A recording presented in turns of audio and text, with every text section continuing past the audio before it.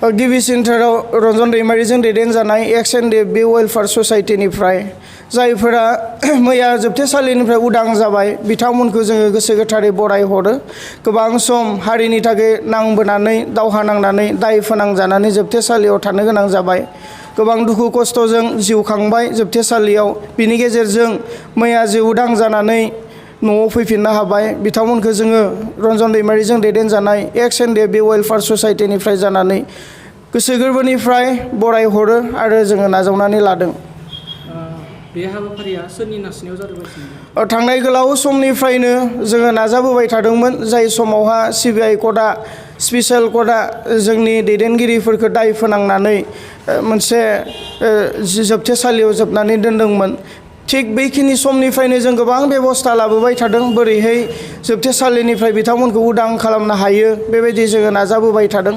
आरो थांनाय बोसोरनि जानुवारि 27 तारिखआव जे BTR सुक्ति बे सुक्ति खालामनोबो रन्जन दैमारि सारखौ जोबथेसालिनिफ्राय दिल्लीसिम लानानै थांदों।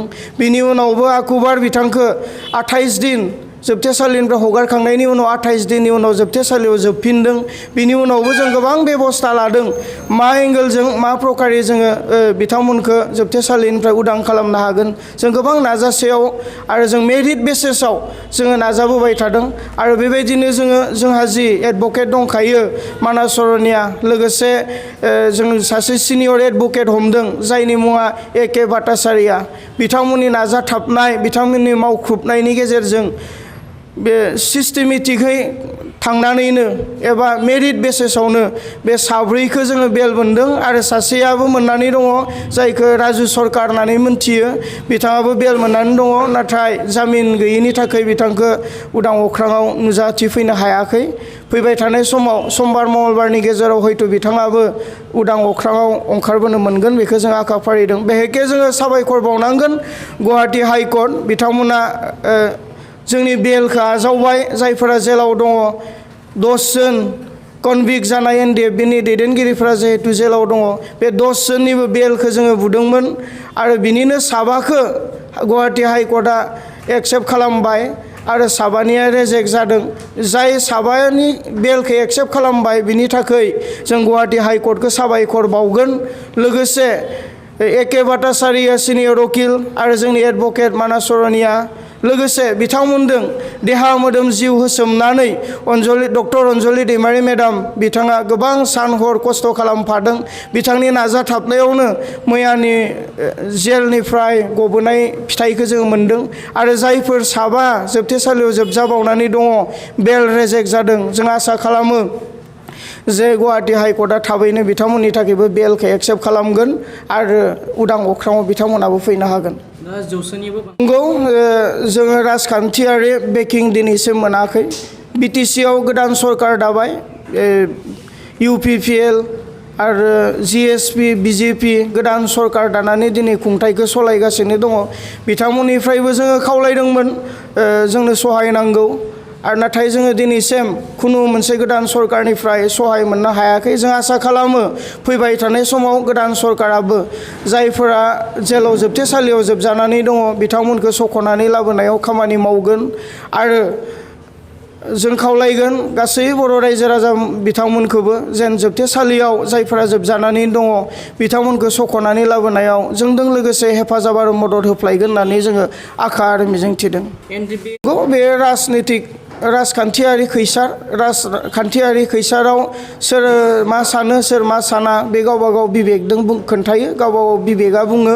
दिनै सोरबाया बबेबा मोनसे राजखान्थिनि दैदेनगिरिखौ मोजां मोननानै राजखान्थि खालामदों सोरबाया गोथौ थांखि लानानै राजखान्थि खालामदों सोरबाया थाखा फैसानि थाखाय राजखान्थि खालामदों बे गावबा गाव गोसो। जोङो Ndfb थानाय समाव जिहेतु जोंहा थांखिया मोनसेयानोमोन नाथाय जिहेतु दायो Ndfbआ डिसबेन्ड जाबाय। डिसबेन्ड जाखांनायनि उनाव गावबा गाव जों उदां जाबाय। उदां जाखांनायनि उनाव दिनै राजखान्थियारि खैसाराव गोबाङा गाब्रबाय आरो गोबाङा उल्थां फाल्थां जानानै दिनै जोङो सेरखाय बेरखाय जानानै दङ। BTR एकर्डआवहा नोंथांमोना माबायदिहाय माने जाफुंसार जादों होनना सानो? बे जोबथेसालिनिफ्राय उदां जानायनि बिसय BTR सुक्तियाव जिहेतु दफाखौ जों मोनबोआखै।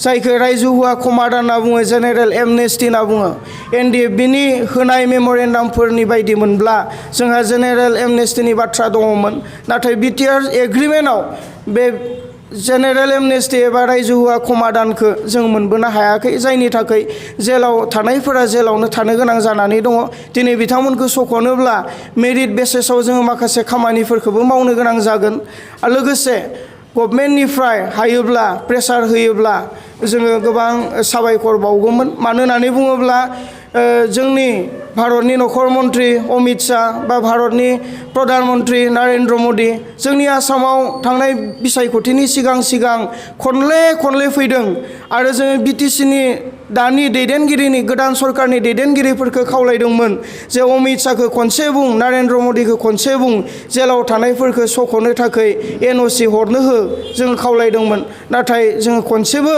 बिथांमोननि खुगानिफ्राय खोनासंनो एबा खोनानो मोनाखै जोंल' नङा बुहुम बिखायाव थानाय बर' हारियानो दिनै खोनानो मोनाखै नाथाय जों हास्थायदोंमोन बिथांमोनखौ हम मिनिस्टारनि खाथिसिम फंनैसो बाथ्रा बुंनानै एनअसि हरोमोनब्ला हयथ' जेलनिफ्राय सख'नो थाखाय सहज जागौमोन बेखौ जों मिजिंथियो रन्जन दैमारिया सासे सेथि सागानगिरि नाथाय बिथाङा दायो जेलाव दं बिथांखौ होनायनि थाखाय नोंथाङा मा बुंनो सानो बे गोबां दुखुनांथाव जादों जे रन्जन दैमारिखौ लाफानानैनो 10 जन बे 10 जनखौ लानानैनो जों बेलखौ बुदोंमोन जिहेतु नाथाय बिथांनि बेला रेजेक्ट जादों दिनै फैबाय थानाय समफोराव दानसे दाननैनि उनाव आकुबार जोङो माखासे मेरिट बेसिसाव सारनि थाखाय जोङो बेलखौ हियारिं खालामबावगोन आसा खालामो गुवाहाटी हाइकर्टआ बेखौ एक्सेप्ट खालामगोन आसा खालामो जोंनि सिनियर एडभकेट एके भट्टाचार्या आरो मानास सरनिया बिथांमोना गोरा गोख्रोङै गोसो मोदोम जिउ होसारनानै